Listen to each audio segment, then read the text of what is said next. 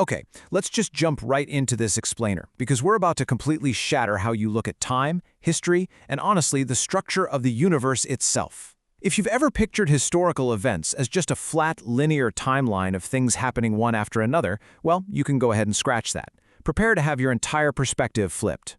We're diving into source material that proves the Quran isn't just some ancient text, as it points out in 1624-25, but actually the eternal memory of the Rasul, found in 4361. And even more importantly, it's our individual Amanat, our sacred trust, right here, right now, exactly as mapped out in 33:72-73. So, what if time isn't a straight line at all? Rather than a linear sequence of ancient events, the source material reveals this incredible recurrence clock. History is actually a closed topology of simultaneous loops. It's not about the past, it's a pattern-repeating container.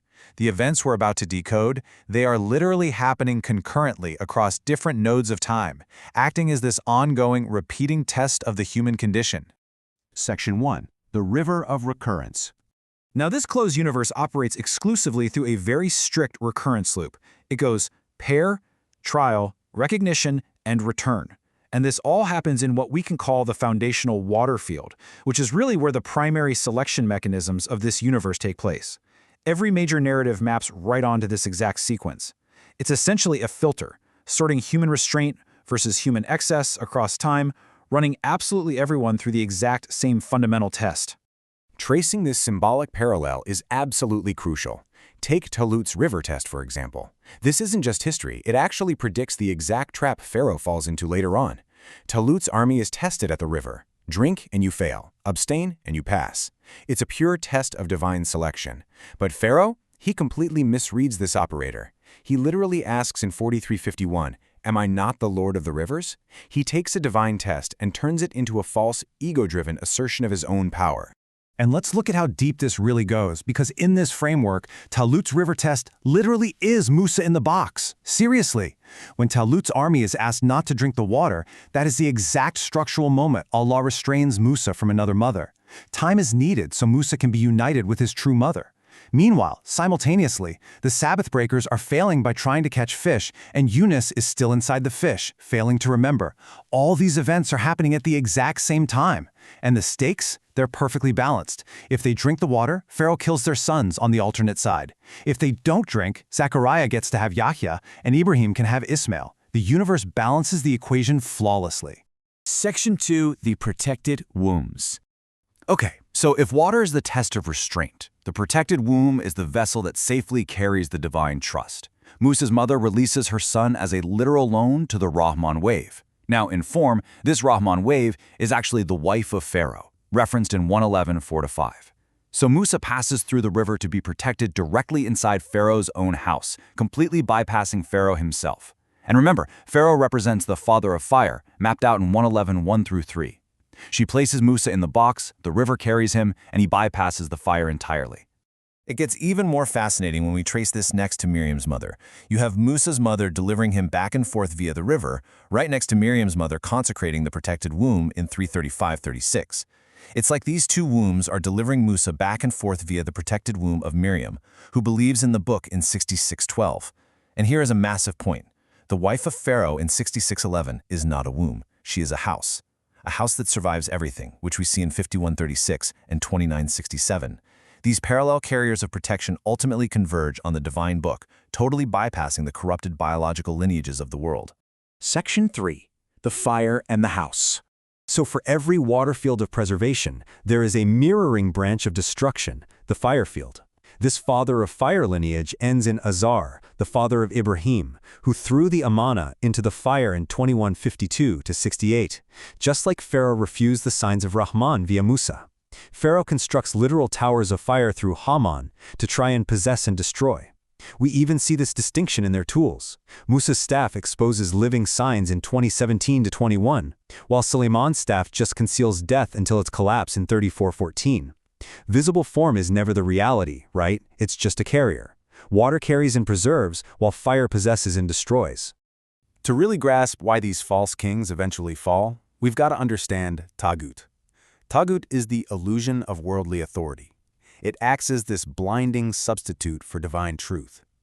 Think of it as a false center, like a physical tower or a golden calf, that arrogantly claims permanence, but is absolutely destined to collapse. And when that taghut collapses, look at the dual output we get. Because of the distinction we just talked about, Pharaoh's body is left behind as nothing but a static, drowned sign of what is lost. That's in 1092. But meanwhile, his wife's sacrifice? It turns her into an eternal safe house built right smack in the middle of Taghut's territory. This perfectly mirrors the eternal refuge we see in 1825. One environment, two completely different outcomes. A dead king and an eternal living house.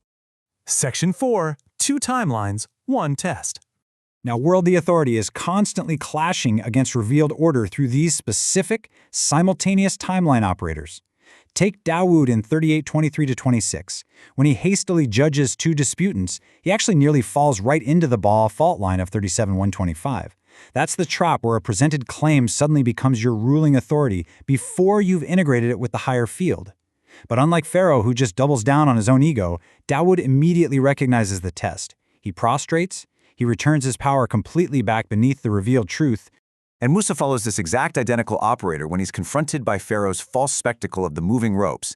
At first, he's startled by this false manifestation, this premature intervention.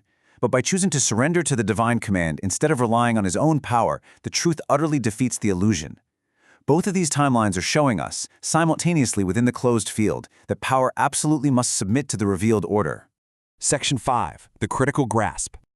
So, what does this all come down to? What is the ultimate choice every single one of us must make in this repeating circuit?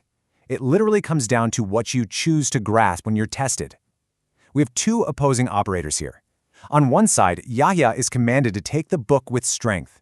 This activates the Arabic root qad dal in 1912, and the result is transformation into a living carrier of the truth. But on the exact opposite side, Summary grasps mere dust from the messenger's trace.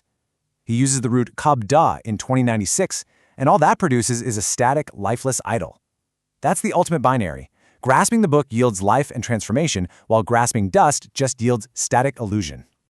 To make the right choice here, you have to always use what the source material calls akal, referenced in 10:100. It's the intellect, the pattern recognition you absolutely need to wake up from the intoxication of the taghut. You needed to see past the illusion of the immediate physical world and actually integrate with that higher field. Because when you do, you realize the entire closed loop of the universe compresses into these symbolic operators: the river, the womb, the book, the house, the fire, all the way down to the return. Every single node just confirms another within this flawless two-sided topology.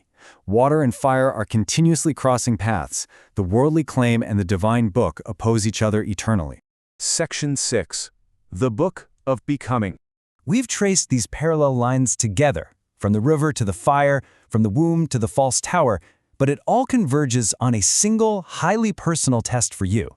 And the beautiful thing is, this framework requires absolutely zero external validation. It perfectly explains itself through its own paired remembrance, just like it says in 39:23. It mirrors the exact eternal choices we all face today, the illusion of control on one side and the submission to truth on the other. This text is a living mechanism, testing you, right now. Which leaves us with one final, incredibly profound question perfectly mapped by the source text. If the universe is just a repeating test of what you hold on to, 1912, when will you truly grasp the book? When will you become the book of becoming? Thanks for joining me on this explainer. Keep using your akal, keep questioning, and I'll catch you next time.